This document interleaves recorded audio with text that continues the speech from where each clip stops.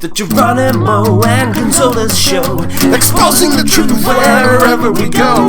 The GG Podcast News Edition, beaming space signals to your kitchen.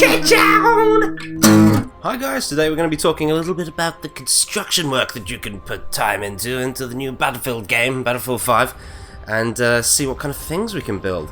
Courtesy of the game changes, once more, got some nice footage here of some dude building a bridge. And it looks like you have to set up the side of the actual bridge first. This is on the Rotterdam map. I think you guys have already seen this, but again, it's a really cool idea. I really like it.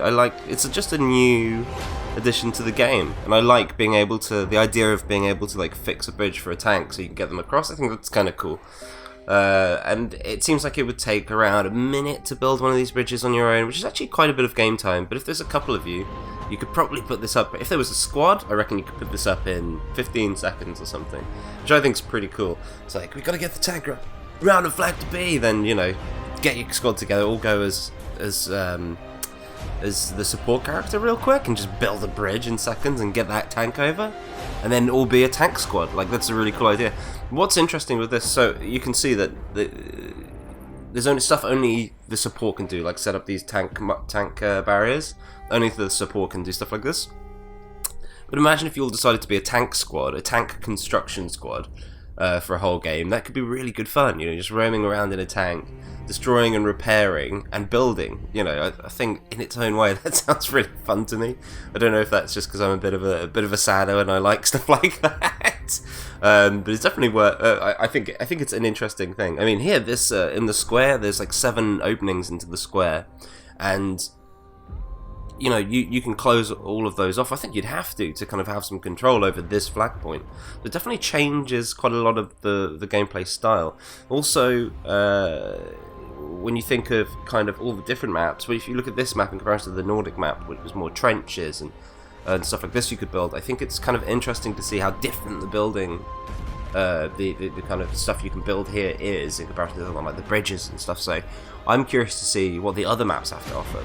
I love the idea of like guarding one street, you know, like holding off a street, like build some sandbags, get the LMGs down and hold a whole street off. I think that is really, like, I can see that scenario happening with like a load of guys are coming towards a flag and like we've got to hold off this street, you know, otherwise we're going to lose the match. Like, I can see that scenario happening.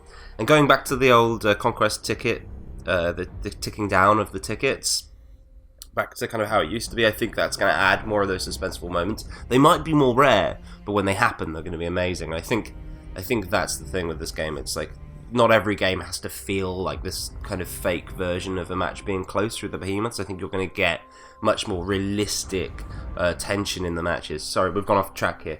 But going back to the construction again, under the A point here on the Rotterdam map and below the bridge, you can construct quite a lot there.